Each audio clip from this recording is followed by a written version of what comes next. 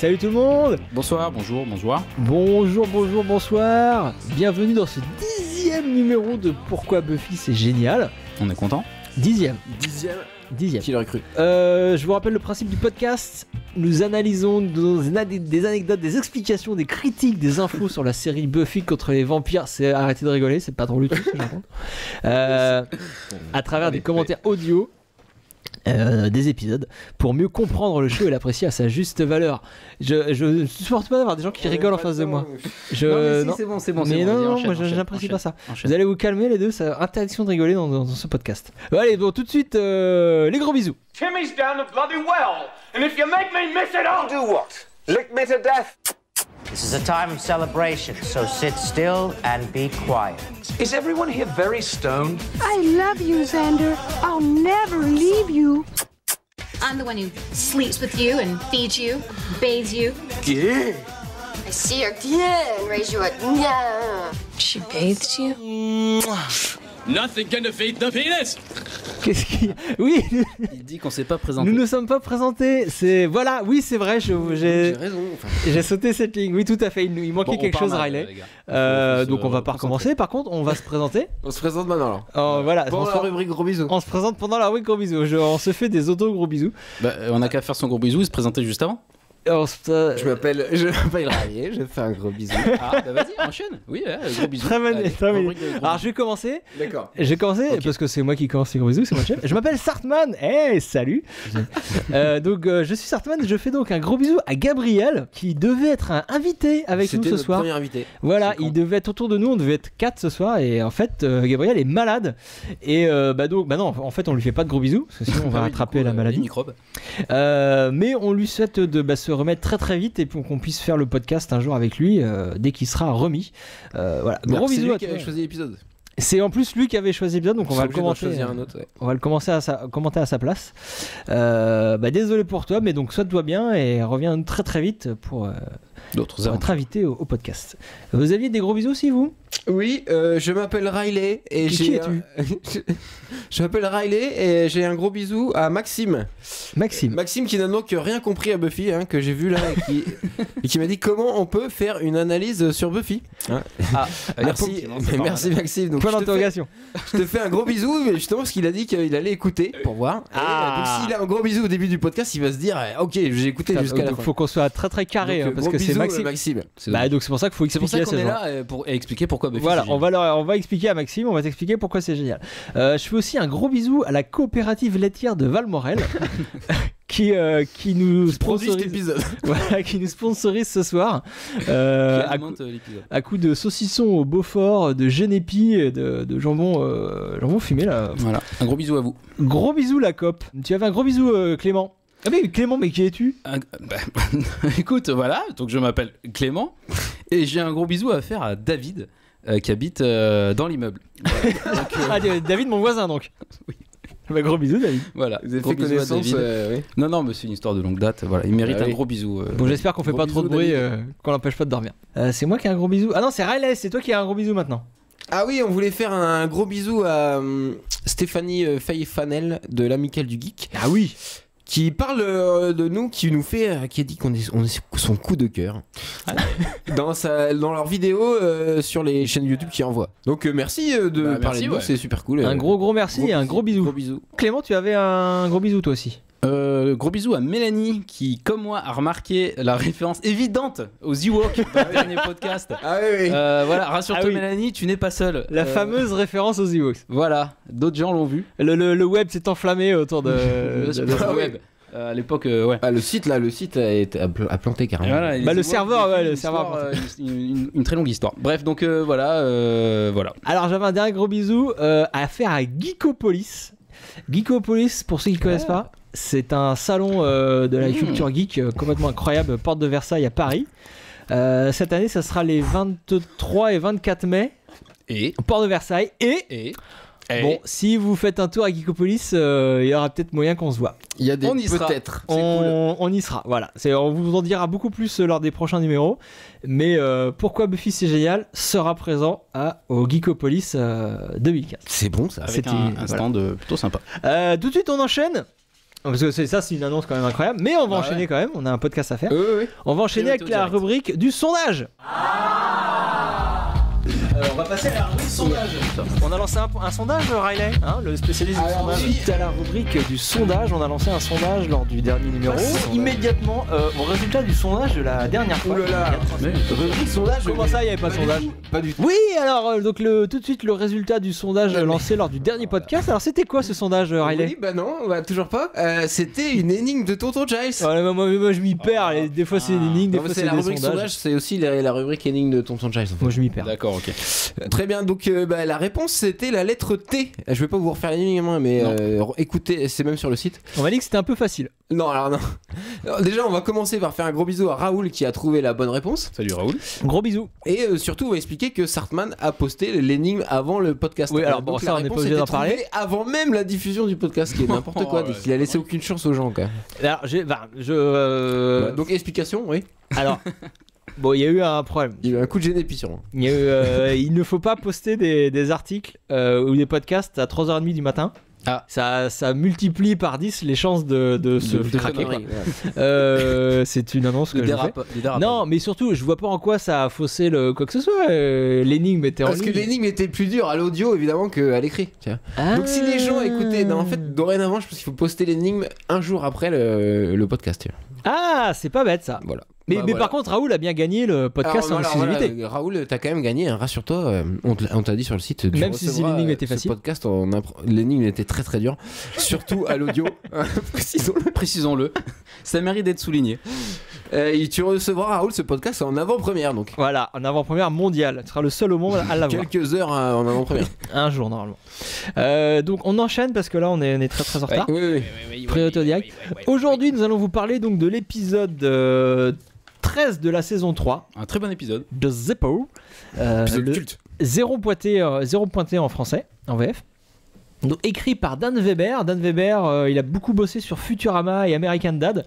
Donc on peut dire que c'est un spécialiste de la vanne oui. et des bons mots. C'est un gros bonnet. Et l'épisode a été réalisé par James Whitmore Jr. C'est un très très bon réal de télé. Enfin, moi je trouve. Il a fait en tout 5 épisodes de Buffy. Dont celui-ci, forcément. Okay. Zeppo, c'est une référence aux Marx Brothers. Zeppo Marx, donc qui était un des frères. Les Marx Brothers, pour ceux qui ne savent pas, c'était trois frères qui faisaient des films dans les années 20-30. Et donc voilà. Et donc Zeppo Marx, donc il y avait Chico, Harpo et Groucho. Et donc Zeppo, sa particularité, c'est que lui, il était un peu normal. Il avait le rôle du gars pas moins loufoque, beaucoup moins loufoque que les autres. Et donc il n'est pas resté dans les mémoires. Enfin, en tout cas, il est resté dans les mémoires comme le mec normal au milieu de ses foufous. Donc un peu comme Xander. On va voir que l'épisode va être centré sur Xander. Un peu comme Xander qui est au milieu de ce Scooby Gang de ses amis qui ont tous des pouvoirs ou des dons. Quoi que ce soit, Xander lui n'a rien du tout et donc ça va nous parler de ça, l'épisode du rôle de Xander dans le groupe, oui. et c'est maintenant et justement de ses non-pouvoirs. Alors une petite dernière chose aussi avant d'attaquer, dans son concept l'épisode est aussi un hommage à une pièce de 1967 de Tom Stoppard qui s'appelle Rosencrantz and Guildenstern. Non, Rosencrantz and Guildenstern. Là, tu fais le malin, c'est pas facile à dire. Non, c'est pas facile. Rosencrantz and Guildenstern and Arded. Voilà, très bien. Une version allemande de la part de Clément, c'était parfait. Donc c'est une pièce qui suit les aventures de deux personnages mineurs de la pièce Hamlet, et donc dans laquelle cette pièce originale de Shakespeare, elle n'est que la toile de fond. On est de leur point de vue. Voilà. Et du coup, il y a eu un film. Tom Stoppard a fait un film en 90 avec Gary Oldman et Tim Roth et Richard Dreyfuss aussi. Et je vais vous dire 2 mots sur ce film parce que ça peut donner quelques infos sur la manière de voir l'épisode de Zeppo. C'est-à-dire que donc les deux personnages au début, ils ont une pièce, ils la lancent pour faire pile ou face au moins une 50aine de fois, et à chaque fois ça tombe sur pile. Et du coup, il y en a un des deux qui se dit disons, c'est bizarre, ça se trouve, on est dans une anomalie temporelle ou dans un monde bizarre, tout ça. Donc, déjà, ça commence un peu méta. Ça devient méta, oui. Et ensuite, il rencontre une troupe de théâtre, et le chef de la troupe leur dit que dans une histoire, il y a ceux qui jouent et ceux qui protègent. Mais que tous font partie de l'histoire. Et ça, c'est important, parce que dans Deux Zeppo, c'est exactement ça. on va voir qu'il y a 2 histoires. Il y a ceux qui jouent et ceux qui protègent. Ceux qui vont jouer, ça va être Buffy et ses amis, Faith, Giles, Willow, tout ça. Et celui qui protège, ça va être Xander, mais sans que les autres n'en aient conscience. Et ça, c'est exactement donc ce que dit le type dans la pièce et dans le film, c'est que malgré tout, tous ces gens-là font partie de la pièce, font partie de l'histoire, même s'ils sont séparés et ils n'ont pas le même rôle. Enfin voilà. Donc c'est un film, c'est un bon film. Ouais, moi j'ai vu il y a longtemps, mais c'était un film intéressant à voir. Mais surtout là, si on le met en relation avec l'épisode qu'on va voir. On est super long, on s'en excuse. Un petit pitch. Est-ce qu'on a un pitch? Oui, moi. Un pitch. Ah, Clément, tu as un pitch? Non, je déconne. Très bien. Alors moi j'ai préparé un petit pitch. Ah, très bien. Alors, c'est un épisode spécial avec Xander, hein, comme tout le monde sait. Et alors qu'une apocalypse se prépare, Xander est mis à l'écart du Scooby Gang. On va voir comment. Et il se sent inutile, il n'a pas de pouvoir et il perd un peu confiance en lui. Mais évidemment, il vivra une aventure unique qui fera de lui un héros. Waouh. Ouais, non, mais là j'ai essayé de un peu mettre d'émotion dans le pitch. Hein, je crois, c'était le meilleur pitch de l'histoire du podcast. Concis, mais j'ai pas fini en fait. Mais personne ne le saura. C'est-à-dire que personne ne va savoir qu'il a fait quelque chose. C'est un pitch qui te dit la fin. C'est voilà, génial. Parce qu'en plus ça te spoil le truc. Mais ça ne spoil rien. Bah si, il y a un petit peu le. On va pas bon bref, allez non, c'était génial, c'était un super pitch. Mais c'était bien, ouais. Le sommaire maintenant. Bon, tu veux qu'on t'applaudisse peut-être? On va applaudir. Bah, c'est le 10e numéro, un gars. Gros bisou, Riley. Ça fait 10 pitchs que j'ai préparé déjà. Vous 0. Voilà. Ouais, on va faire qu'on s'y mette un peu. Bah ouais, du coup, ouais, voilà, il y a challenge. Donc, sommaire maintenant, de quoi allons-nous parler? On va parler du voyage du héros, figurez-vous. Parce que c'est très important. Xander va vivre son voyage, il va devenir héros. Buffy en mode parodie, on va parler du personnage de Xander, de comédie fantastique, et également de la musique dans Buffy, c'est très important. Musique de Christophe Beck. Voilà, et que c'est un super mec, putain de musicien, super musique et plein de choses différentes, et on va pouvoir le voir dans cet épisode particulièrement. Alors avant de commencer, je vais faire une dernière chose, je suis désolé. Encore un gros bisou. Comme si c'était. Comme si on avait le temps. Comme si c'était non, mais là c'est très important parce que vu qu'on va parler du voyage du héros, je voulais faire une petite intro sur le voyage du héros. Parce que j'en ai déjà parlé lors du podcast sur Prophecy Girl. Du 8, ouais. Mais j'ai été très très mauvais, j'ai pas été très clair, donc je voulais en parler ici très bien. Nous aussi, on voulait dire que t'avais été très mauvais. C'était très mauvais. Donc c'est unanime sur celui-là. J'étais mauvais. C'est dommage. Le voyage du héros, je vous raconte vite fait ce que c'est. Donc en 1949, Joseph Campbell écrit Le héros aux mille et un visages.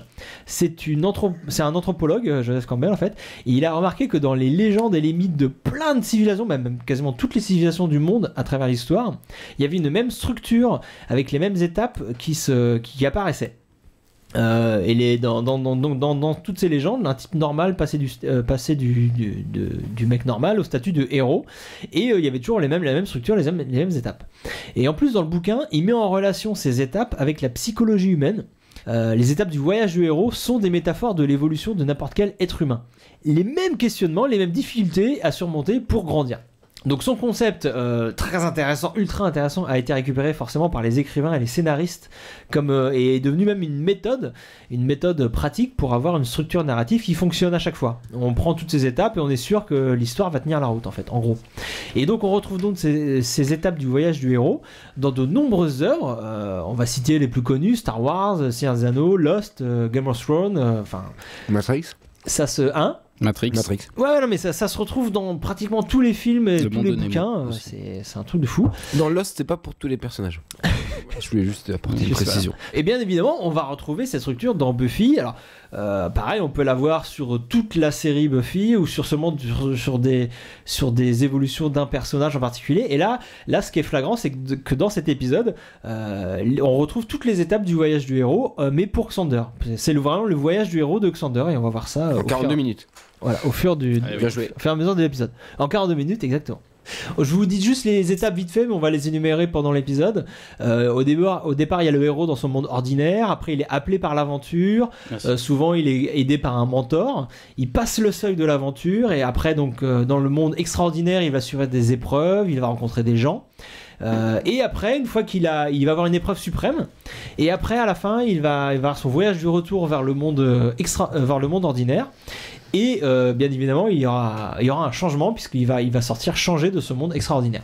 Voilà. Donc soit il aura changé le monde, soit lui aura changé, mais il y aura eu du changement. Et avez-vous des choses à ajouter avant qu'on commence, parce qu'on est on a du temps, hein. On est super large. Bah écoute, ça tombe bien, je voulais faire une petite aparté moi sur. Non, on y va. Allons-y, alors oui, allons-y. Allez, attention. Attends, télécommande. Donc, je suis télécommando au point. Allez, remets-toi. Le doigt sur le bouton OK. Attention. 3, 2, 1, top. C'est parti. Top Magneto. Top à la Donc vachette. là, il se passe. Ah, là, il y a du noir. Bim, previously. Le previously. Le plus court du monde. Le plus court de l'histoire de Buffy. Une phrase. Vous êtes viré. Vous êtes viré. C'est trop bon. Ça veut surtout dire que ça va être un standalone. Et puis ça résume bien la situation actuelle dans la série. Il y a juste ça qui est très important. Ça résume moyennement la situation. Non, mais juste l'info importante pour comprendre cet épisode, alors qu'on n'a même pas besoin, c'est que Jai c'est même plus observateur. Oui, mais en même temps, on n'a même pas besoin pour comprendre l'épisode. Ouais, voilà, c'est pour ça que ça annonce un standalone. C'était histoire de Et mettre on un aime les previously, quoi. standalone. Ouais, c'est ça. C'est histoire de démarquer quelque chose. Donc on attaque, on est dans une grotte. Une grotte avec des gens bizarres, tout ça, et donc c'est la bagarre. Et donc ce pré-générique sert à nous montrer que tout le monde va participer à buter les méchants de saloperies, les démons là. Et tout le monde avec ses capacités propres.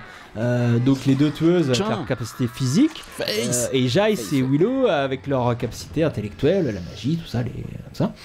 Et en gros, ça nous dit que, sauf Xander, parce que Xander n'aide même pas dans cette bagarre et n'apparaît même pas, et même il est même oublié par le reste du groupe. Ouais. On va le voir là. C'est marrant cette scène, on dirait que c'est la fin d'un épisode quoi. Ouais. C'était le gros combat de fin d'épisode d'avant en fait. Exactement. Ouais, on attaque James Bond, comme un James Bond, exactement, ouais. On finit à la fin d'une mission. Alors que non en fait, parce qu'il rattache l'intrigue finalement et. Oui, c'est ce qu'il va. Il faut retrouver ces démons justement qui se. Cet épisode est assez bien écrit. Il est très bien écrit. Cool, il est très cool. Et donc en gros, le fait que Xander, Xander est toujours pas présent, là ils l'ont totalement zappé. On nous dit en gros que ceux qui ne servent à rien, on ne les voit même pas et on finit même par les oublier.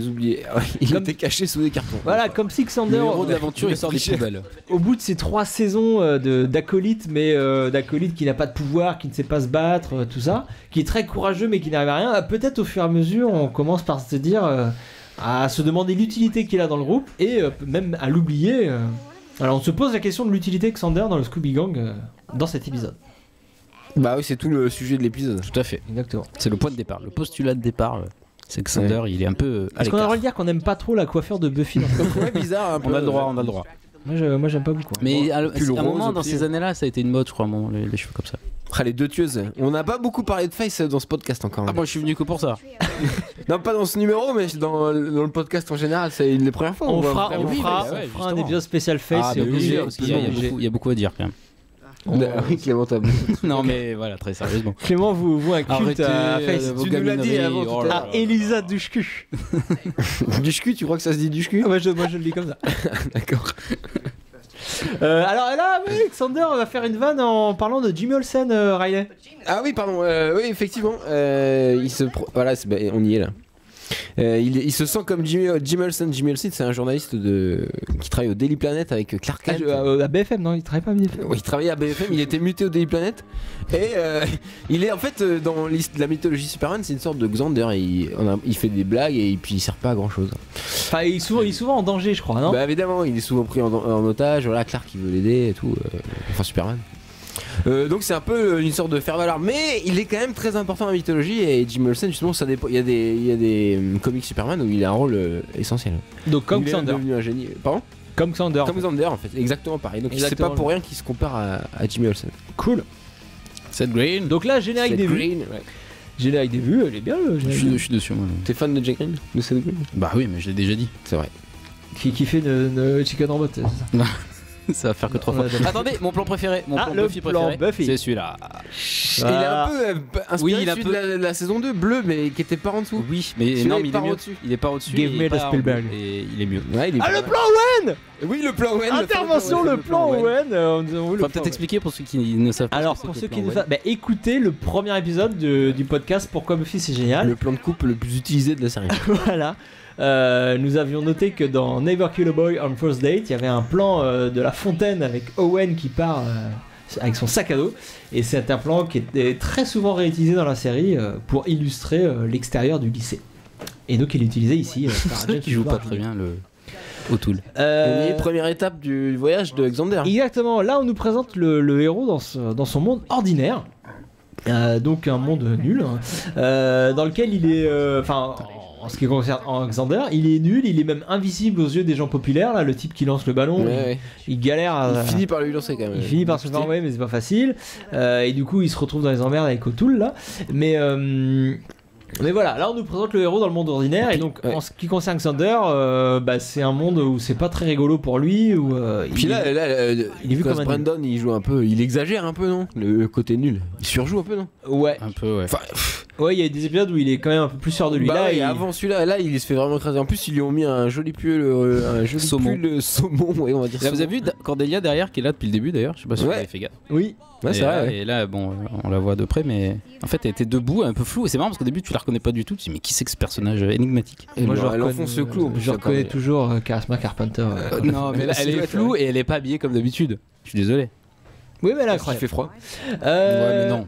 Donc là, mais par contre, ce qui est important avec le personnage de Cordelia, c'est qu'elle va nous résumer toute l'intrigue en quelques phrases. En gros. Dave a fait toujours ça, Cordelia, c'est une Non, mais c'est génial. Mais elle sert à ça. Enfin, c'est génial. Donc, oui, bien sûr. Mais elle explique à Xander que c'est un gros nul et tout. Voilà, mais il faut. Et non, et surtout, c'est intéressant parce qu'en fait, là, pour rappel, ils viennent de casser tous les deux. Ils étaient ensemble et là, ils sont plus ensemble. Ils ont cassé. Oui, on disait ça au collège. Ça, d'ailleurs, le prévisier aurait pu nous le mettre, par contre. Voilà, mais non. Mais moi je vous le dis par contre, merci. Et c'est intéressant parce qu'en fait elle était la seule avec Xander à ne pas avoir de compétences particulières dans le groupe.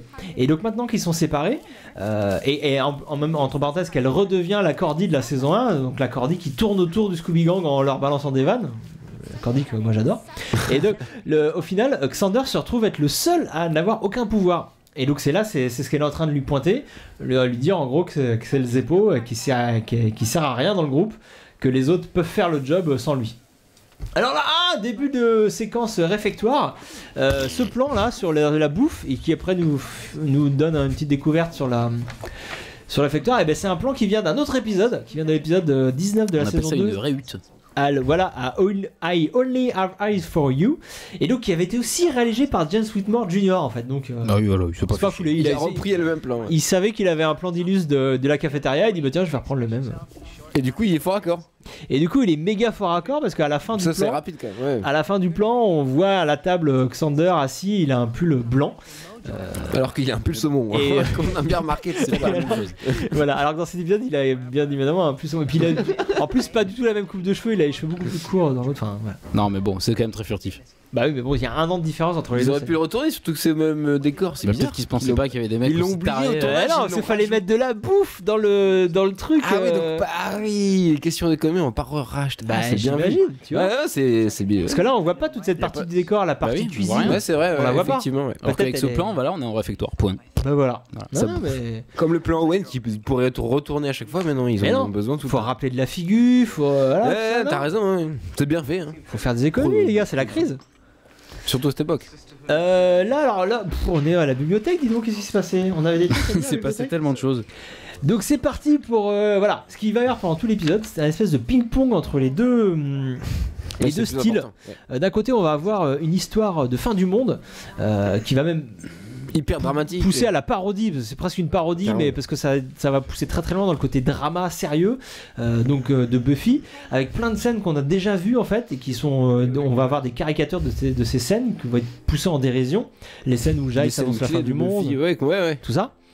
Et de l'autre côté, on va avoir une histoire Xander-centrique, donc centrée sur Xander, à fond dans le second degré. Et dans cette histoire, on va avoir donc la quête héroïque de Xander, et elle va être moins ouvertement exposée, parce que du coup on va pas du tout être dans l'épisme et l'épique et le grandiose, mais on c'est dans l'épisme les chevaux quoi, les chevaux. Et la quête théorique est néanmoins très très centrale dans l'histoire de Xander. Attendez, la bouche est là, enfin voilà, donc là ça parle de bouche de l'enfer, et c'est très très grave. Ils surjouent. Quelle bonne idée d'ailleurs d'enfermer les loups-garous dans la bibliothèque, hein. Non, il est pas un peu inconscient, Giles? Non, la cage à la bibliothèque est très solide. Non, mais elle a servi à plein de choses, à l'enfermer des vampires, plein de monstres. Ouais, le loup-garou, bon. Non mais oui. Mais non, en plus c'est une menace potentielle qui est constante. Ouais, non mais dont ils vont se resservir à la fin. On a déjà dit que c'était bien écrit. Cette cage est très. Et en fait, c'est un peu artificiel parfois. Bon, on reparle après, mais quand. Ben, moi, quand Xander est mis à l'écart du groupe un peu de façon artificielle. Et je comprends ce que tu as dit. Oui, certaines choses sont artificielles, mais moi mais ça passe dans le sens où c'est un épisode parodique. Ouais, c'est vrai. Tout est. Non, mais l'histoire est bonne, mais toutes les ficelles sont grosses. C'est un peu laborieuse. Mais bon, il joue sur le fait qu'il a toujours été un peu à l'écart et qu'il complexe un peu. Ouais, mais il a toujours fait partie de. Il a toujours fait partie. Oui, non, mais je suis d'accord, c'est un peu Gang. Alors là, regardez, j'interviens, je suis désolé, les gars. Oui, pardon, on est là dans cette scène, ce sera important parce qu'il y a aussi le ping-pong entre le côté drama et le côté comédie fantastique. Sauf que là, ça se passe dans la même scène. Et c'est juste l'arrivée de la voiture de Xander qui fait le changement de scène en fait. Techniquement, on est dans la même scène, mais dans le style, dans le jeu des comédiens, dans les cadres et donc dans l'ambiance sonore, parce que la musique qu'amène la voiture de Xander, l'autoradio de Xander, change l'ambiance sonore de la scène et nous fait passer dans une autre scène. Et vous allez voir, et dès qu'il va couper sa musique, hop, on va rebasculer dans le côté drama et ça nous montre l'intérêt très important qui est porté à la musique dans cet épisode. Bah oui, elle est au centre du truc. Voilà, là la musique vient de repasser un drama. Pour vous et voilà. Et bing, ping pong. La transition géniale. Et bah en fait sa mission c'est d'aller choper les donuts. Voilà, on va pas arrêter d'alterner entre drama et comédie. Et donc là, mission donuts pour Xander qui doit choper des donuts. Opération donuts. Alexander. Il y a plein justement de transitions comme ça dans tout l'épisode et la musique joue vachement sur ça quoi. Cordelia envoie du gros pâté là. Soit dit en passant, ouais, elle est magnifique. Et là, il doit avoir les boules de plus à taille, je pense. Bah, bref, tu te mets vachement à la place d'Alexander. C'est mon personnage préféré. Mais là, une blonde arrive. Voilà, une blonde tentatrice qui arrive. Et voilà. Et la blonde donc qui s'intéresse à la voiture de Xander, qui ne s'intéressera qu'à ça d'ailleurs. C'est bien fait. C'est l'étape l'appel de l'aventure. Il y a toujours une étape l'appel de l'aventure dans le voyage du héros. Et donc voilà, le héros est là, et il se fait appeler par l'aventure et il hésite, il sait pas s'il doit y aller. Et généralement il y a un mentor pour lui dire bah vas-y, pour l'encourager à y aller. Et là bizarrement c'est Cordelia qui voilà, Cordelia malgré elle joue le rôle du mentor en fait, en vannant Xander et en le poussant dans ses retranchements. Ouais, elle le pousse. En lui montrant ce qu'il ne fait jamais. Bizarrement, finalement, elle lui montre la voie. Et donc c'est ce qu'il fait. Et il embarque la nana pour une virée en voiture. Super voiture. Voilà, dans cette super voiture de son oncle Rory. Qui Rory. représente le messager dans le parcours du héros en fait, à mon avis. Souvent l'aventure est amenée par un messager. Bah, dans Star Wars, c'est R2D2 par exemple. Ouais. Et elle arrive et elle fait avancer l'aventure. Ça serait la blonde serait le messager. La blonde pour moi c'est le messager. Ouais, un message limité parce qu'il parle que de voiture. Oui, mais on s'en fout. L'histoire c'est juste sa présence qui fait. Voilà, ouais, ça débloque le truc. Voilà, elle est là. R2D2 il parle qu'avec des bip bip. Ouais, c'est vrai. Exact, c'est vrai. Ah oui. Le messager peut-être ne parle pas. C'est vrai. Excellente théorie. Donc il y a Angel qui arrive comme d'hab. Angel arrive. Et là, Alex il est trop content de voir Angel. Ah ouais, parce qu'en fait il se rend compte que c'est une connasse. Il fait vraiment pour se rendre intéressant, il s'achète une voiture, mais il s'en fout complètement en fait. Il est pas parce que dès que quelqu'un lui en parle, ça ne l'intéresse pas quoi.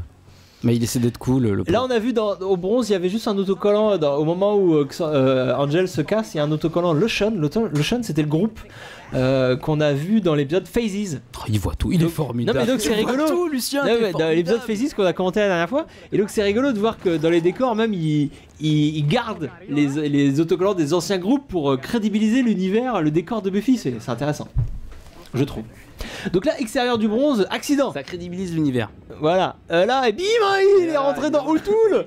O'Toole qui joue bien. Donc c'est la fin du premier acte, bim.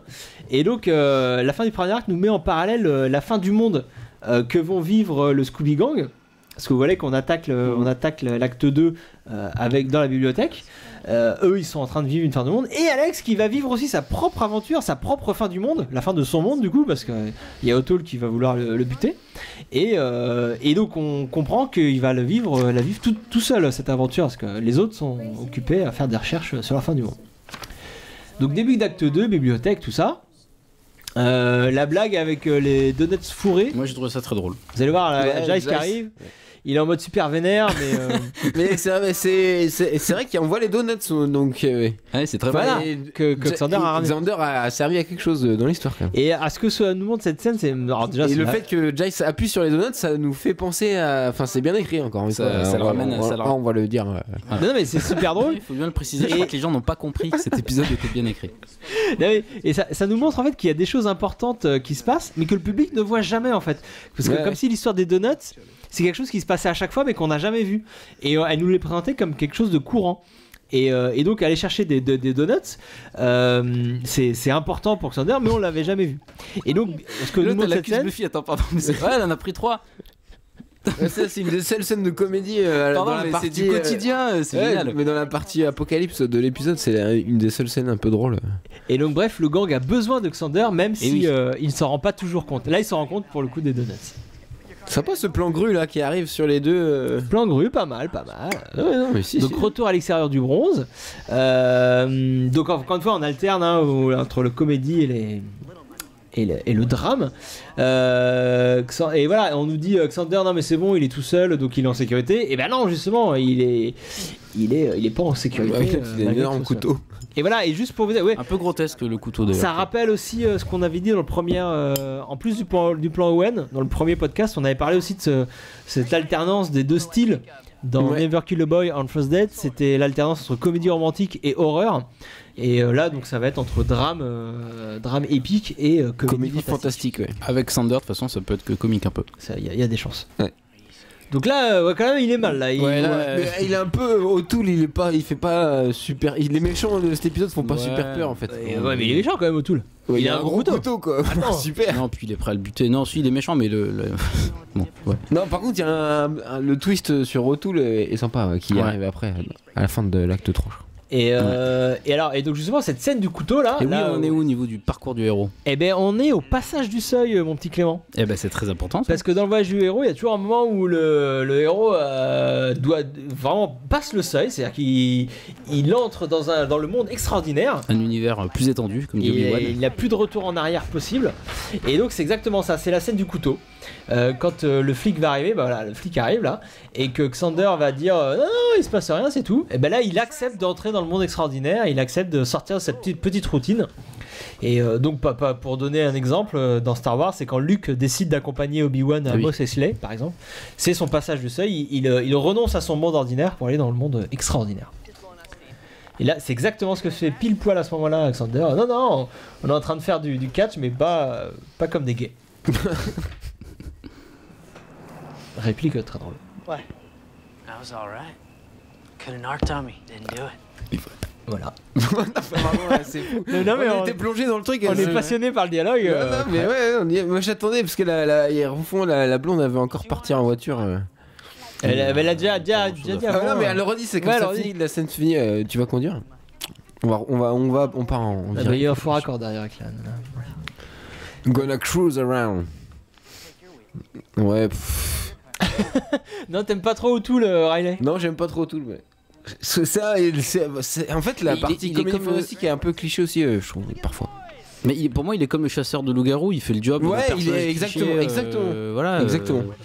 Il est dans le cliché du bad boy comme l'était le chasseur quoi, du dernier. Que tu n'aimais pas d'ailleurs. J'aimais pas trop, non. Ouais. Donc là, cimetière. Donc, encore un beau plan grue là. Hein. Ah, il y avait de la grue. Ils l'ont rentabilisé ce jour-là. Donc l'anecdote, vous la connaissez, hein, le cimetière, c'est au niveau des décors, on est sur le parking des studios de Buffy. Hein, vous savez. Ouais.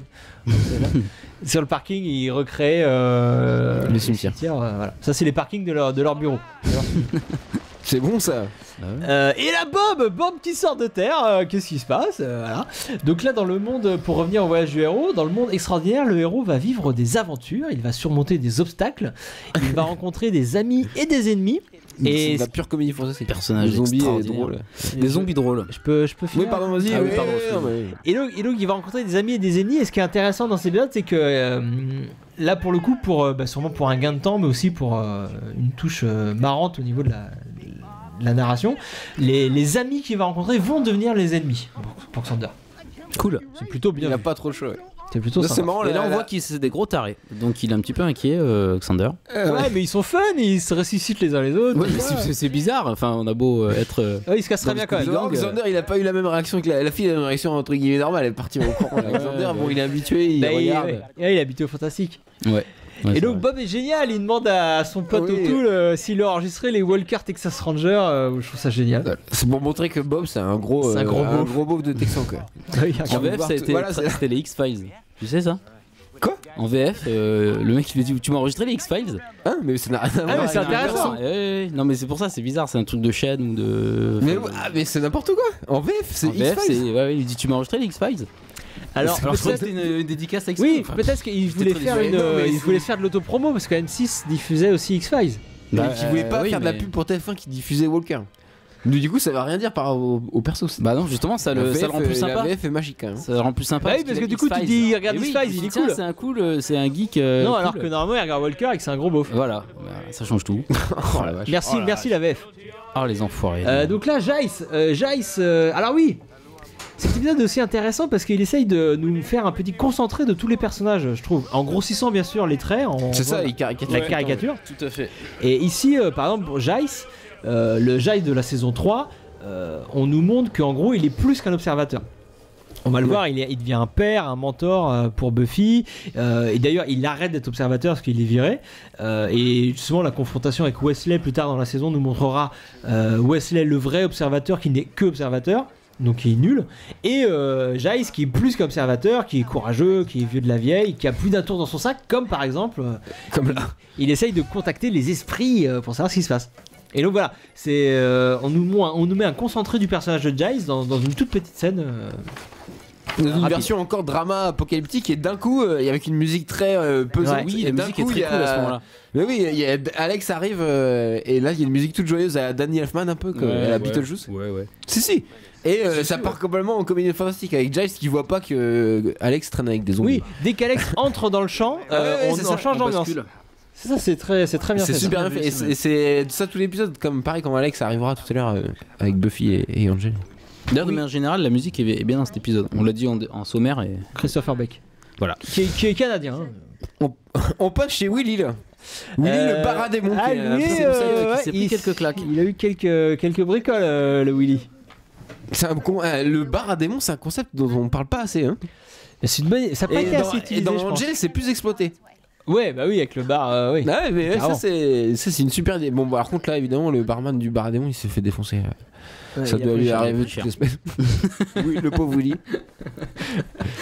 Quoique ça rajoute une couche de apocalyptique, quoi. Oui, ça, justement, parce que même lui, il est menacé. Voilà, c'est vraiment la fin du monde. Parce qu'à chaque fois qu'on voit Willy, il est très décontracté face à tous les démons qu'il croise. Et bon, bah là, il s'est fait défoncer. Il a les pétoches quand même, donc ça pue. Ouais. Ça sent la grosse fin du monde quand même. On y est dans les trucs secondaires.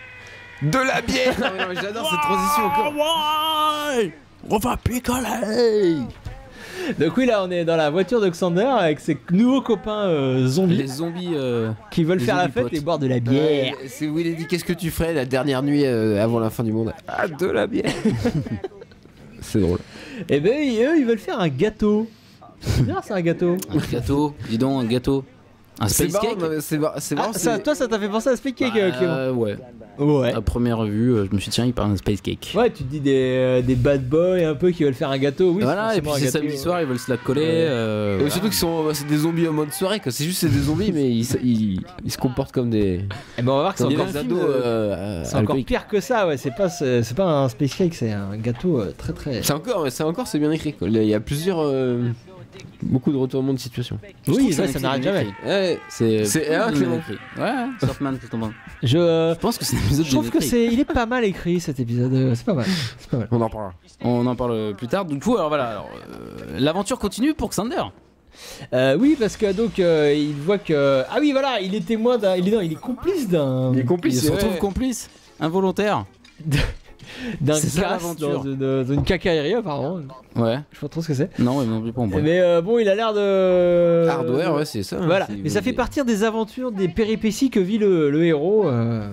Il tombe sur tous les persos un par un du Scooby Gang, tous les héros. Ah oui, parce que là il tombe sur Willow. Alors, Sort c'est de la Magic Box. Et alors qui ne s'appelle pas encore la Magic c'est ça. Box. Parce que Jace n'en est pas encore le propriétaire.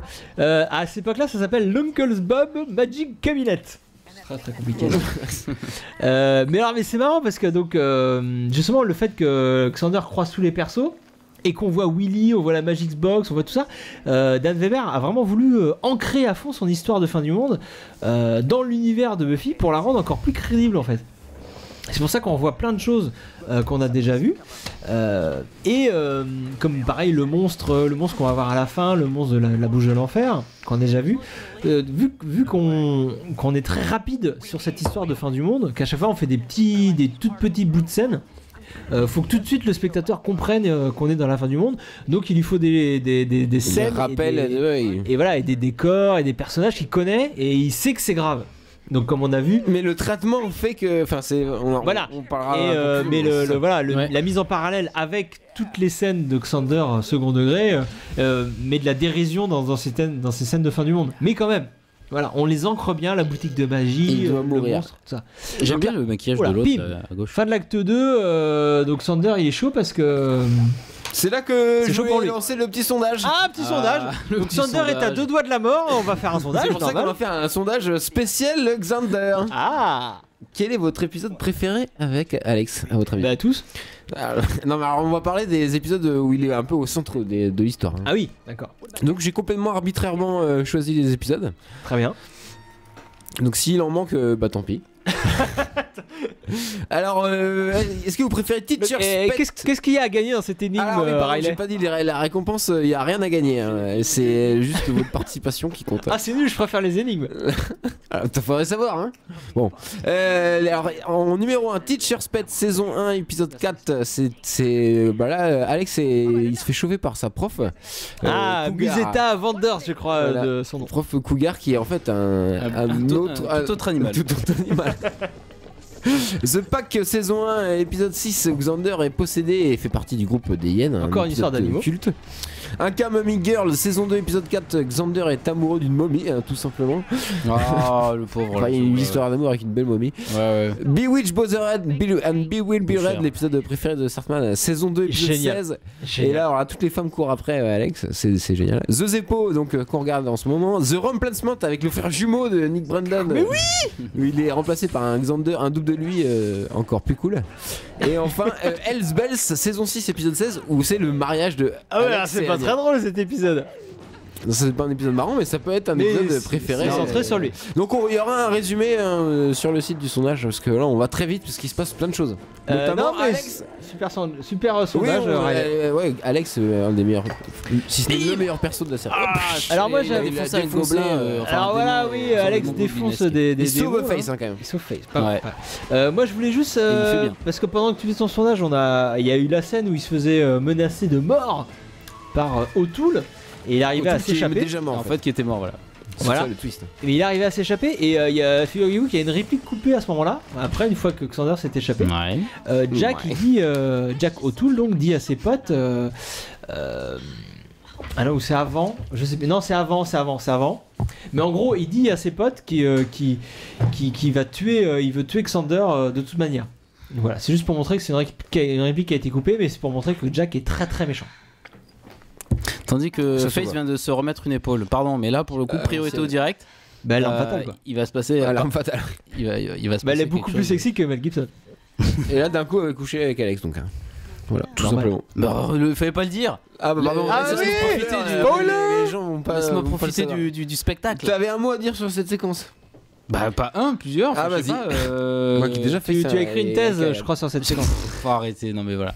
Non mais c'est nul ça.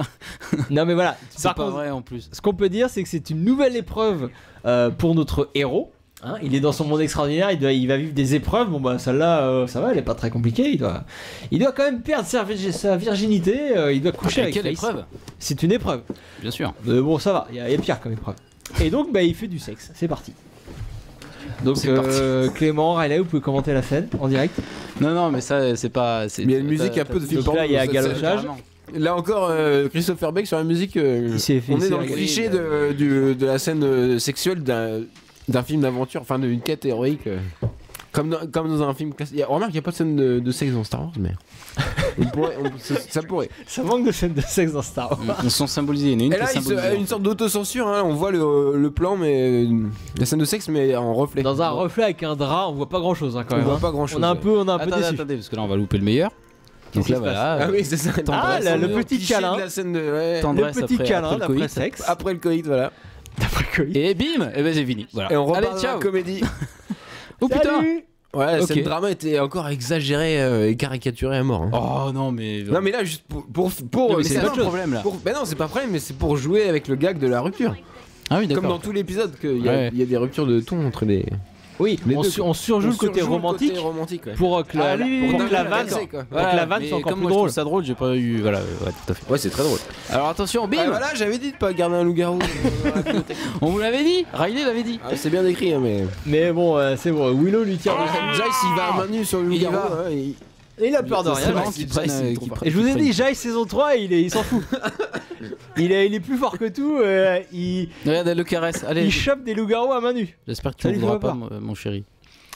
Donc bref, là, retour à l'hôtel. On n'arrête pas les allers-retours, c'est incroyable. Mais Alex, il avait pas couché Il avec est- Willow et Cordelia déjà. Il est bien écrit cet épisode, non? Alors, non. Parce qu'il dit qu'il perd ça. Et là, justement, il dit j'ai. Mais non. Xander était un petit puceau encore. à C'est l'époque. fou, Mais si, il a si, pas couché avec Cordelia. Mais non, non. Il n'a fait Non. que du touche pipi avec Cordy et Willow. Alex. Non, c'est pour ça que cet épisode est super important. Non, mais bien sûr, ouais. Ah, il va comprendre ce que c'est le gâteau. En fait. Voilà le gâteau. Finalement, c'était pas un gâteau. Et alors, ouais, juste, on passe d'une scène loup-garou à une scène après sexe. Vous voyez pas un lien Non, entre non. loup-garou et sexe? Si, mais on en parle dans le podcast précédent, le podcast numéro 9. Voilà, certains. si vous voulez savoir tous les liens qui existent entre la loup-garou attitude et le sexe, écoutez le podcast numéro 9. Alors là, Il se rend pas compte, ça c'est marrant cette scène. Xander, ouais, il Oh la essaie de vache. réfléchir, mais il vient de J'ai faire fait du du sexe. sexe. donc c'est pas facile. Non, concentre-toi, Xander. Il doit agir en héros, mais il arrête pas de. Ouais, il pense quoi. Mais Alors là, mais attention. oui, mais oui. Attention, c'est normal. scène Il est anthologique. rempli d'une Ah ouais. nouvelle énergie, je dirais, Xander. Là, c'est la fin du monde pour Angel et Il est Buffy. déchargé plutôt. Oui. Scène anthologique. Buffy et Angel. D'anthologie. Bon, en mode comme d'habitude, ah c'est très grave, on va mourir, ça chiale de partout, tout ça. Et là, qui débarque? Mon gars Xander qui débarque. Voilà. Pareil, ça casse encore le truc. C'est génial. Dans Ouais. l'Empire contre-attaque. Et donc, on peut y voir aussi Même la mort. une histoire de point de vue. C'est-à-dire que tout est amplifié dans cette scène Buffy, Angel. Ils paraissent un peu pour des crétins, les deux quand même. Ils en font des caisses Ils sur en un font des truc caisses, leur relation est caricaturée complètement. caricaturé. Et Et peut-être d'un coup, parce il y a que. Alex. Voilà, et peut-être parce que justement on a cette scène de je dois me sacrifier, je sais plus ce qu'il raconte, mais on a là du point de vue d'Alex, c'est peut-être pour ça qu'ils en font des caisses en fait. C'est ça, mais le point de vue c'est hyper important justement. Le point de vue, on a le point de vue extérieur d'Alex qui. Il voit lui, cette relation comme ça entre Buffy et Angel. comme une relation un peu. des amants éternels, maudits, voilà, des amants maudits. Ouais. Vraiment maudit. Ah là là, ils se prennent la tête les deux là, alors que c'est simple et tout, et c'est un peu. Mais je t'aime. C'est un peu ce que se dit Xander, et c'est un peu pour ça qu'on voit la scène de cette Un manière. petit peu en plongée où Alex doit Il est tout devenir petit. le héros, bah ouais. Il est écrasé. misérable. Là, il monte les marches. Il essaye de monte les s'auto-convaincre. marches. Il monte les marches. Ouais, il est très symbolique ce plan, ouais. Sympa. Mais bien sûr, bien il y a écrit. plein de symbolique. Non, c'est bien, C'est bien écrit. c'est bien filmé là, non? Hein? Ah ouais, en plus c'est cool. Non mais c'est un épisode cool, hein, je pense, hein, de manière générale. Mais donc, c'est quand même très important parce que Xander se rend compte qu'il va falloir qu'il se démerde tout seul. Et c'est quand même le début, dans le voyage du héros, de son épreuve finale. Ouais, bah bien Et sûr. voilà. Oui. Parce que là, vous êtes passé à côté de ça quand même. Putain, ouais. Non, pardon, mais c'était sur. Oh, merde. c'est toi qui En gères plus, je l'avais l'histoire noté, de ça. la quête initiatique. Le début de son épreuve finale. Il monte les marches vers son épreuve finale. Vers son destin. Mais si. C'est exactement ça, les gars. Bon, là, Jace, c'est comme d'habitude, il résume un peu la situation pour le climax. Hein, pour Il faut toujours fin. résumer cette situation. Et ça, c'est très bien fait l'enchaînement parce qu'il justement, il dit que les choses vont venir d'en dessous, et là, la caméra descend. Ça c'est intelligent. À la Non, chaufferie. petit fondu, ah, Bah oui, et en oui. dessous, il y a une autre menace, la menace Oui. pour Alex. Voilà. Voilà, la C'est menace une est bombe. double. Ouais, la menace est double. Et c'est inclus dans les dialogues. Évidemment, les méchants, quand ils font des méchancetés, ils rigolent. Et c'est Ouais. c'est des zombies en même temps. Ouais, ils sont des zombies un peu comme Oui, si mais ils voilà, avaient enfin, les cons dans les films et les séries, forcément, ils rigolent quand ils préparent un truc Donc machiavélique. c'est la fin de l'acte 3. On voit que finalement la quête de Xander, elle a peut-être une petite importance quand même. Parce que les mecs sont à deux doigts de détruire le lycée. bu. Ouais, carrément. C'est le lycée dans lequel- Xander le héros. c'est Voilà, dans Donc, lequel il on a a toute notre équipe. apocalypse. Ouais. Hein, on a Buffy, Ouais, il va sauver, Face, tout il ça. va sauver le Scooby-Doo, Alex. Donc ça sera un petit peu embêtant que la bombe explose. Ouais, d'accord. tout. Ouais.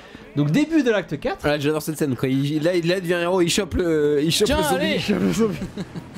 Oh putain. Et Bob, Et là, c'est une scène de- Bob, vous avez vu Bob bon, parce que il joue dans Walking Dead. Je sais pas s'il y en a qui suivent Walking Dead. Mais il joue dans Band of Brothers, il joue dans Il est cool, dans c'est plusieurs séries. Ouais. Ça c'est marrant. Il donc, essaie le de zombie, torture un gars, c'est un gros dur, Alex. interrogatoire du zombie. Voilà. Ouais, il balance tout alors qu'il est déjà mort. Il est déjà mort, hein, il menace de mort, c'est n'importe quoi. Oui, non. Ouais, du coup, c'est que. Oui, voilà, il se fait couper la tête par la boîte aux lettres. La tête de la boîte aux lettres, c'est C'est magique. génial. On adore. Bon, bah, du coup, il va. Hein. Bah du coup ouais. Et là bim hein, on ellipse tous les déplacements, on est directement dans le lycée, ça court, le rythme, et il y a du bon rythme hein, dans cet Ouais, c'est épisode. bien fait. Hein. Ça n'arrête pas. Ils ont couru très vite alors. On est direct dans les couloirs du lycée, course poursuite. Oh Et là- mon dieu. La fin du monde a commencé, on l'a même pas vu. Géant. Ouais, bon. Énorme ellipse là. Et là ce plan est génial, regardez, on est sur Jace et la caméra continue en zoom avant. Et On se pareil, dit même c'est un travelling. la musique change à ce moment-là. Et la musique change Ouais. au moment où on voit les mecs dans le couloir en train de passer et le type Et le il zombie revient, regardez. s'approche au premier plan. On est passé en mode comédie, voilà. Une nouvelle fois l'utilisation de la musique sera importante dans le même plan. C'est même pas c'est même pas le montage qui nous marque le changement d'ambiance, c'est juste le la même plan, musique ouais. parce qu'on est dans le même plan, c'est assez génial. Et on n'a pas vu du tout l'attaque, le début de l'attaque, quoi. La fin du monde, montre vraiment que c'est une intrigue secondaire cet apocalypse, quoi. Ouais, c'est un pas peu ça, ouais. Ça a été ellipsé l'arrivée, quoi. Les, Enfin, le départ. ouais. La fin du monde du Scooby Gang est beaucoup plus ellipsée que la quête de Alex. Pour le coup, on a toutes les étapes dans la quête d'Alex. Donc là, il course poursuite avec Bob. Bob, je le rappelle, le fan de Walker Texas Ranger.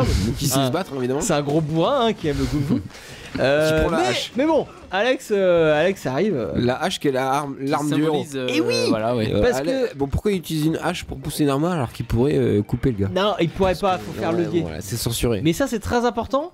Parce que dans Ça tombe dans mal. le voyage du héros, il y a toujours un moment où il doit combattre un ennemi assez fort pour récupérer une arme magique. Et là, la hache. Et là en l'occurrence c'est la hache. La hache du Il fait lycée de peur, ça Sunnydale. devient un vrai héros là. Et ouais. Le plan génial, ouais. Elle se fait éjecter, Ah Buffy, oui, c'est c'est ça que tu disais tout à l'heure. Ouais, non mais il passe très bien. Ah oui, il est trop bien ce Il est plan, marrant. ouais. Et bon, alors même Grosse cascade. si on fait un arrêt sur image, au moment où on voit le monstre sortir de la bibliothèque, on peut voir des mecs pousser apparemment. J'ai vu ça sur internet, c'est un peu, faut vraiment faire un gros arrêt sur image. Ouais, et zoomer. non, mais oui. C'est chaud. Là, un gars Attendez, classique de, voilà. de la comédie, là, La genre course de Max poursuite. Brothers, justement, où il part dans un sens et il repart dans l'autre parce qu'ils Oui, parce ont que tombé, ils ils sont tombés sur un truc plus gros. Il y a ça dans Star Wars et dans Indiana Ouais, Jones. dans Indiana Dans Jones Star Wars. aussi, ouais. Et donc ouais, je finissais sur mon histoire de hache. La hache c'est marrant parce que c'est une hache qui a été utilisée par pratiquement tous les personnages de la série. Ouais. Rappelez-vous Willow dans Witch ou Joyce dans School Hard. Enfin, elle est utilisée régulièrement cette hache. Moi je pense qu'ils devraient pas mettre de hache dans les lycées américains. C'est beaucoup trop dangereux hein, personnellement. Et donc encore, C'est la fin. on arrive à encore une autre étape du voyage du héros. Quand le héros finit par atteindre l'endroit le plus dangereux, c'est souvent un endroit sombre et en profondeur. Et là, bim, où est-ce C'est qu'il la va chaufferie. Dans la chaufferie. Avec une grosse bombe au milieu. Donc Ça c'est pue. sombre et c'est en profondeur. Ça pue.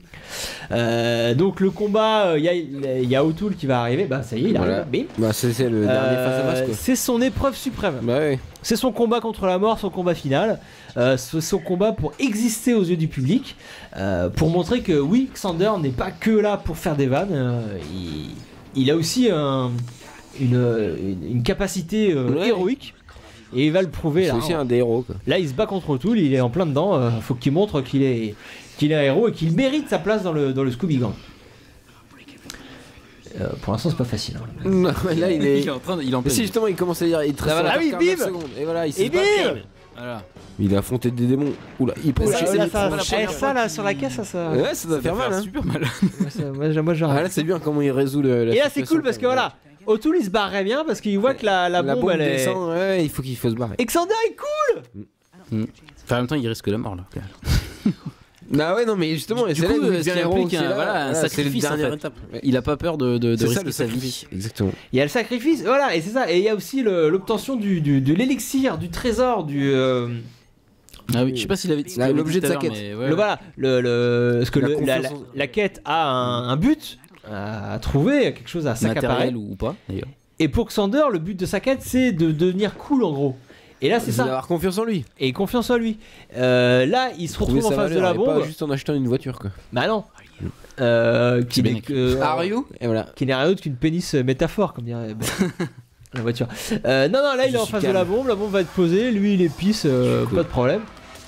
Et voilà. Voilà, Jace comme d'hab. Là, c'est bien, c'est ce petit plan en plein milieu sur le combat final. Ouais, là, on fait un dernier aller-retour.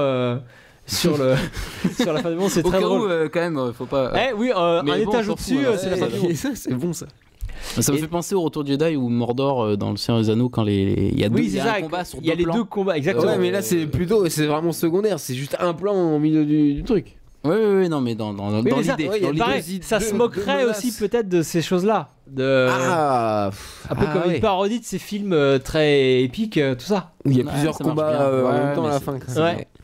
Et là, voilà, du coup, Xander a gagné. Donc Xander a gagné, c'est O'Toole qui a débranché la bombe, et Xander est cool. Il dit O'Toole, il est moins peur qu'O'Toole. T'es une merde, tout ça.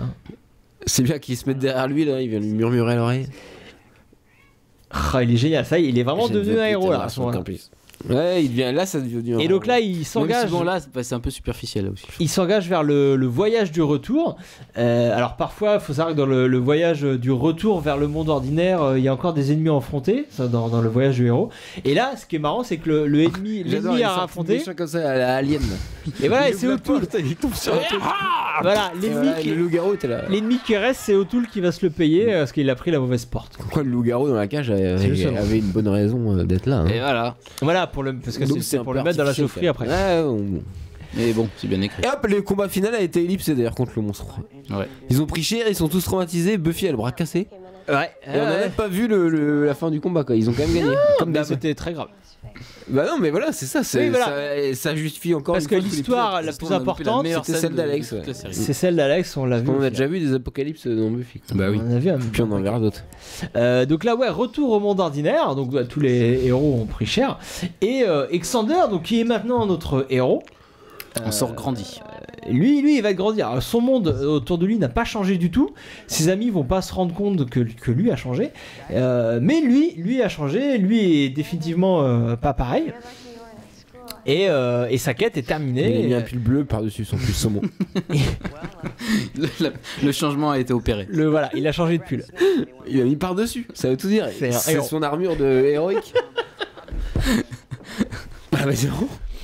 Et voilà, et ça le montre. Cool. Là, il se prend plus la tête pour savoir ce que les gens pensent de lui. Ça, c'est dur. Et Cordelia, toujours incroyable, Cordelia, va en faire les frais. Dit en passant. Et là, il répond pas, c'est la meilleure des réponses. Mais voilà, on s'en foutre. Il sourit. Parce qu'il a confiance en lui. Il sait de quoi il est capable. Là, ça finit par ce plan, c'est très très cool. La fin est géniale. Et là, elle est étonnée. Quoi ? Qu'est-ce qui se passe ? Je suis Cordelia quand même. Oui, parce que c'est quand même beau, c'est que personne n'est au courant autour de lui. Voilà. Personne le sait, mais lui le sait et ça suffit. Et ça d'ailleurs. Et nous aussi, en tant que fans de Xander. Voilà. Alors pour conclure, on peut dire que cet épisode permet de nous montrer à quel point Xander est nécessaire à la série. Clairement. On voit que s'il n'était pas là, du coup, déjà les fins du monde seraient beaucoup moins marrantes à regarder, parce que vous avez vu que dans toutes les scènes où il est pas là sur la fin du monde, il y a zéro blague et c'est que des plans qu'on a déjà vus. En fait, il a pas fait de vanne. C'est qu'est-ce qui se passe ? Pardon, non, mais vas-y. Tout est surdramatisé à mort et il n'y a que grâce au montage qui alterne les scènes de comédie et les scènes dramatiques qu'il y a de la vanne et donc on voit que Xander quand même finalement est très utile à l'aventure mais également à la série. Ça nous montre que le personnage de Xander est primordial dans la série parce que peut-être que si Xander n'existait pas en tant que personnage, la série serait beaucoup plus premier degré, beaucoup plus dramatique et caricaturale du coup. Et du coup moins intéressante car caricaturale et que ce personnage de Xander c'est un peu il représente un peu l'humour. C'est un épisode un peu méta encore. Voilà, ça représente un peu l'humour qu'on injecte dans cette série pour la rendre beaucoup plus pour la rendre géniale. Même c'est parce que ça joue vachement sur les codes de la série Buffy, il y a plein d'autodérision justement du fait qu'on se moque de la parce que Buffy est une série géniale C'est parce que c'est génial. Ah bon, si vous savez. Alors et donc pour en rajouter là-dessus, Nicholas Brandon donc à qui on fait un gros bisou, qui joue Xander, qui aurait pleuré. C'était pas top. Écoutez, il aurait pleuré et la première fois qu'il a lu le scénario. Moi j'ai pleuré en lisant le conducteur de cet épisode. Je te l'ai dit ça. Il est con. Mais non, mais c'est beau. Non, si mais ça oui, se trouve, mais oui, ça- bien sûr. c'est beau. C'est un personnage incroyable et là C'est il sûr que ça avait doit être son épisode préféré. il avait un épisode qui le mettait enfin en valeur Ouais, le personnage et Ça doit oui, être pas bah facile, ouais, de jouer le Xander de service, ça doit être chiant. oui. Est-ce que vous aviez quelque chose à dire en conclusion vous? Moi non, si ce n'est que c'est un très bon épisode.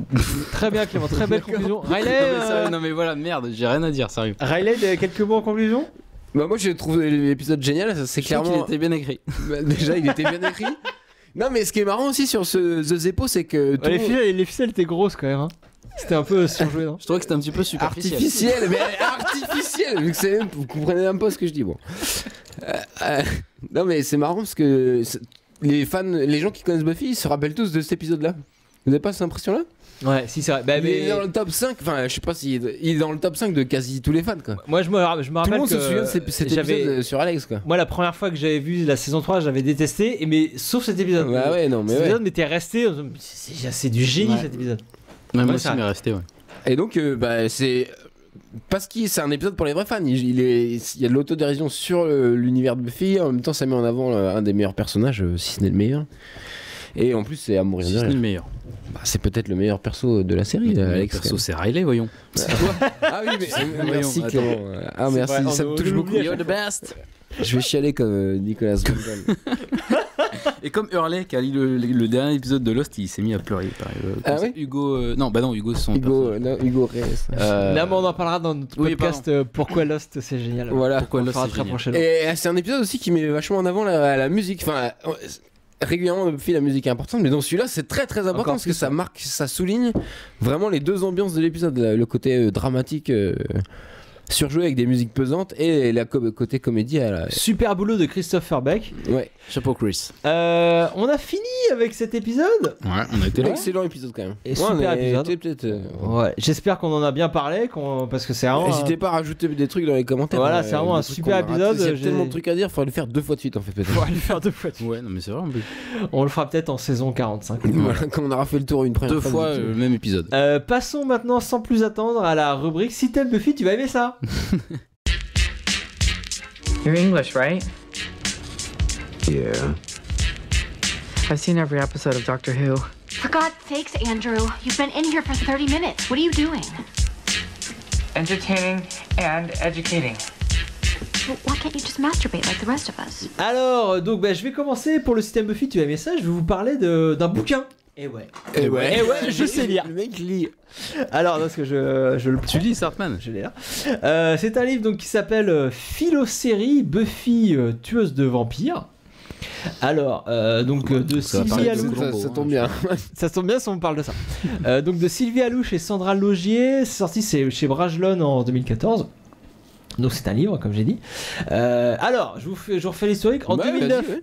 Je en connais pas. 2009, il y a eu une journée d'études consacrée à Buffy. Donc c'était avec différents universitaires qui ont fait des conférences. Il y avait des sociologues, des psychologues, des philosophes. Et ils ont fait des conférences sur Buffy. Génial, on n'y était pas. On n'y était pas, c'est ce qui est scandaleux. Moi, C'est nul. à cette époque-là, j'étais pas au courant que c'est. Ça existait. Que c'était génial. J'avais très...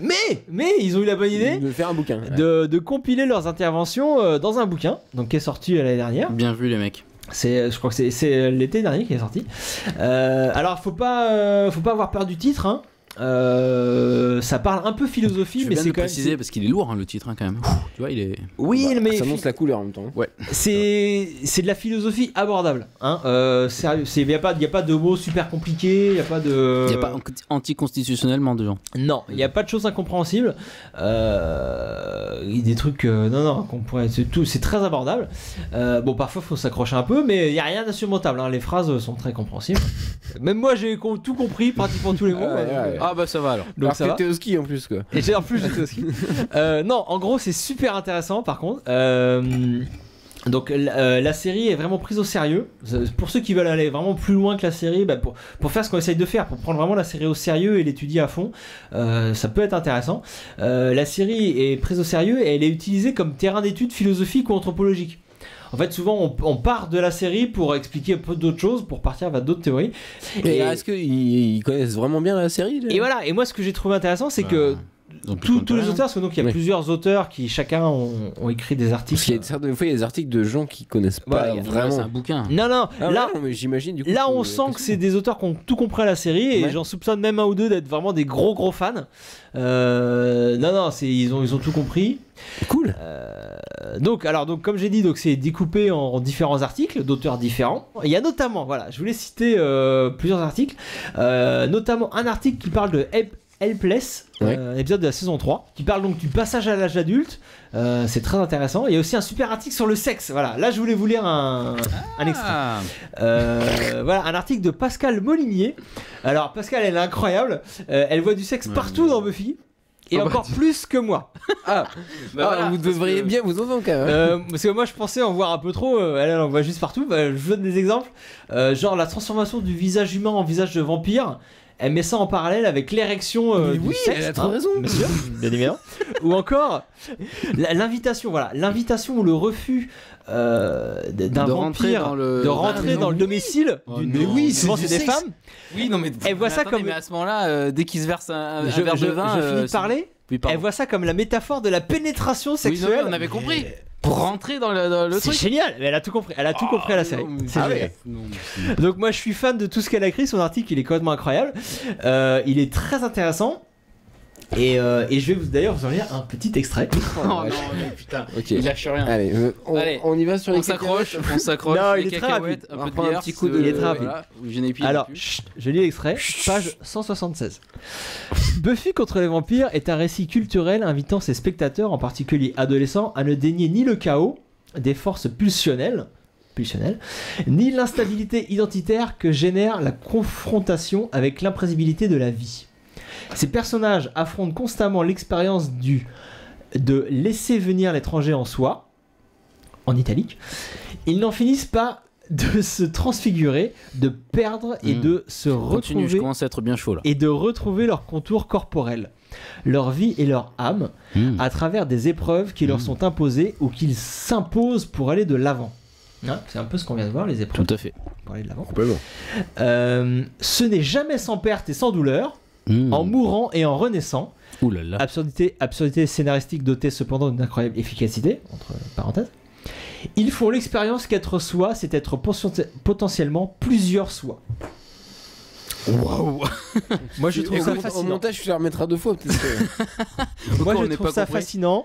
Et c'est quand même génial que des intellectuels, des universitaires s'intéressent à la série Buffy. Ah bah ça évidemment. On sait que très bien qu'aux États-Unis ou en Angleterre ça se fait depuis un certain temps et voilà. En France aussi, ouais. Moi je tiens à saluer qu'en France, il y a de trucs sur les séries qui se font. Il y a de plus en plus d'exactement d'études sur les séries. On pourra en parler prochainement des journées d'études. Non mais il y a plein de choses que je suis dont j'aimerais bien vous parler un de ces quatre. Mais voilà, on vous parle là, c'est des gens sérieux qui parlent sérieusement de cette série, qui la prennent au sérieux. Comme nous, parce qu'elle est sérieuse. Voilà. Après, on n'est pas forcé d'être en accord tout le temps avec ce qu'ils disent. Ah oui, s'il y a débat, c'est encore mieux. Voilà, mais moi, voilà, et je dis clairement, j'ai pas tout apprécié. Il y a des choses que j'ai surkiffé, il y a d'autres que je me suis dit, ils sont pas foulés. Mais voilà, au moins, la série est prise au sérieux. C'est à lire, je vous le conseille. Philo-série, Buffy, tueuse de vampires chez Brajlon. Voilà, très très bien. Noté. Merci, c'était long. Riley, tu as un système Buffy, tu vas aimer ça?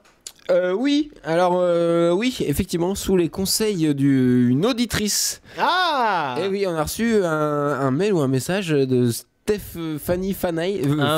C'était un message Facebook. C'était un message Facebook de Stéphanie Fanel, donc, qui nous a conseillé de regarder Galavant. Putain, on nous conseille carrément des systèmes Buffy. Bientôt, on n'aura plus rien à faire dans ce podcast. C'est cool. Alors du coup, j'ai regardé Galavant. Ça vient juste d'être passé. C'est sorti en janvier dernier. C'est une série ABC. Qui a été créé par Dan Fogelman et c'est une comédie musicale. Cool. Oui. Une comédie musicale médiévale. Je suis preneur. Et alors c'est un peu sur la quête du héros dont on parlait. Déjà c'est vraiment sympa. Enfin ça se recoupe. Ça suit l'histoire de Galavant, un proche chevalier et un tueur de dragons, et il est amoureux d'une très belle femme. Mais sauf que elle se fait kidnapper par le méchant roi. Il est horrible, il est terrible. Il veut absolument qu'elle l'épouse. Ah, il est sale. Dans un mariage arrangé. Et là, Galavant, c'est un héros. Là, visuellement, il se passe des trucs assez dingues. Galavant, il arrive et il décide d'interrompre le mariage. Il arrive au mariage du roi et de la princesse, enfin de sa. Et voilà, oui. Et sauf que elle décide maintenant, finalement, c'est bon, je vais rester avec le roi parce que il est riche. Non. Il est riche et gloire et fortune. Et en fait, la série commence comme ça. Et là, il y a une ellipse d'1 an. Une ellipse d'1 an et Galavant, le héros, il est devenu alcoolique. Il vit en slip dans sa paille et tout, et il s'en fout complètement, quoi. Il est devenu. Et en fait, on vient le chercher. Alors après, c'est là que l'histoire commence. La peine de l'aventure. Exactement. Et ensuite, j'adore cette série. Sauf que tout ça, c'est chanté. Enfin, il y a beaucoup de passages chantés. Il y a une introduction dans le premier. En fait, pour tout vous avouer, j'ai vu que les 2 premiers épisodes. Ouais. Tu as vu, je crois. Tu as attiré ma curiosité. Maintenant, tu as mon attention. En fait, ça m'a fait penser à Dr. Horrible. Signe Longblood de Joss Whedon, la mini-série en 3 épisodes de 10 minutes. Enfin, ça dure 45 minutes. Une web série qu'a fait Joss Whedon avec Nathan Fillion. La grève des scénaristes. Et comment il s'appelle Barney Stinson. Neil Patrick Harris. Et la fille de The Guild aussi. Et bien sûr Felicia Day, qui est magnifique. Et en fait, c'est dans le même esprit. C'est-à-dire que dans cette série Dr. Horrible, il se moque des codes des super-héros où le héros c'est un méchant. Ouais, déjà. exactement. Un super méchant. Et là, il se moque des codes des chevaliers qui doivent sauver la princesse. Et c'est super drôle et il y a beaucoup d'humour noir aussi. Genre le gars il pend tout le monde, il a tué ses cuisiniers plusieurs fois. C'est le Seigneur Lot. Voilà, en gros, c'est une série il y a 8 épisodes. C'est des épisodes de 22 minutes, donc c'est assez rapide à regarder. Ah, on ira voir ça, ouais. Et en fait, conclusion, ça aurait pu être produit par Joss Whedon en fait, cette série. Voilà. Très bien. Galavant. Je pense qu'on dit. ABC, on va aller télécharger ça de manière totalement illégale sur les internets. C'est prévu. De manière légale. Clément, tu as c'était Buffy au moins Oui, bien sûr que j'en ai un. Allez, non, sérieux. Alors moi, en fait, je vais être très court parce que finalement, ça sera une redite de tout ce qu'on a dit tout à l'heure, dans la mesure où je voudrais présenter dans ce système Buffy, et tu vas aimer ça, le guide du scénariste par Christopher Vogler. C'est donc un spécialiste qui s'est amusé à finalement, en fait, à faire une petite synthèse de tout ce qu'a dit Sartman depuis le début sur le parcours du héros. Dans un bouquin qui retrace les différentes étapes du héros et si vous voulez en savoir plus, je vous conseille de regarder une vidéo sur YouTube où Alexandre Astier, donc le créateur de Kaamelott, il est fan de ce mec là, non? Bien sûr, en fait il l'a reçu à Lyon justement dans le cadre d'une comment on appelle ça, d'une conférence, d'un séminaire. Masterclass.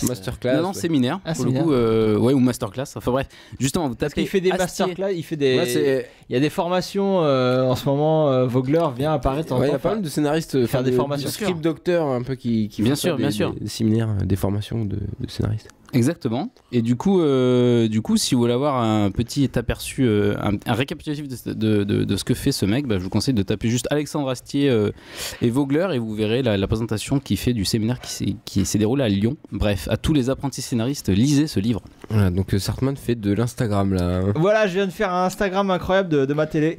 Merci Sartman. On voit tu pourris mon système Buffy, tu vas aimer ça. Alors que je parle de Christopher Vogler. Qui s'est fait chier à travailler sur ce dont on parle depuis 1 heure, c'est fou. Tout à fait. Donc là, on a fait le podcast le plus long de l'histoire. Ouais, il me semble. Ça y est, c'est publié. Le podcast Pourquoi Buffy, c'est génial. Oui, mais en même temps, on débarque sur Instagram, donc c'est pas facile. Ah oui, c'est ça, et ça prend du temps. Priorité au direct, c'est plus important. Bon, si on laissait nos auditeurs tranquilles. Vas-y. Il serait temps, hein. Allons-y. On vous fait des gros bisous. Merci. Un gros bisou à vous. On vous demande de nous mettre 5 étoiles sur iTunes. C'est très très important pour nous, c'est pour notre ego. Bah oui. C'est ça. Énormément. Sinon on sera nul, on sera comme Sander, on n'aura pas confiance en nous. Donc mettez-nous 5 étoiles. On sera pas trois cons à parler dans le vide, c'est ça. C'est ça. Suivez-nous sur le Facebook, sur le Twitter, sur Instagram, sur le GoBook. On promet de poster des photos de Clément en petite tenue si on dépasse les 1000 followers. Ça faut voir. Faut voir. C'est pas sûr. Allez, on vous laisse tranquille. Lisez le livre de Christopher Vogler.